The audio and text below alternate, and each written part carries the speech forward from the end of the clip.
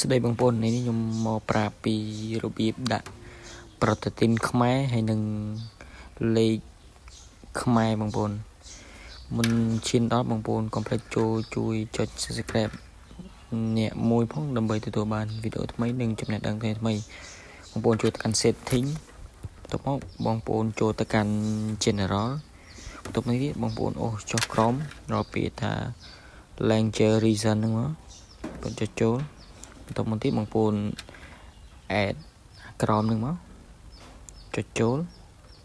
បន្ទាប់មកទៀតបងប្អូនងាយស្រួល search មកចុច search មកបងប្អូនវាយថា KE ក៏បានដែរក៏វាចេញខ្មែរនឹងដែរនឹងខ្មែរបងប្អូនជ្រើសរើសយកមកបន្ទាប់មកទៀតបងប្អូនយកអាលើគេមកចុចលើពាក្យនឹងមកវានឹងដូរហើយបន្ទាប់មកទៀតដល់ពេលស្រេចហ្នឹងបងប្អូនចូលកន្លែងក្រោមហ្នឹងមកវាពាក្យថា Cambodia ហ្នឹងមកបងប្អូននឹង Cambodia ហ្នឹងបងប្អូនចុចយកមកចុច change to Cambodia ហ្នឹងមក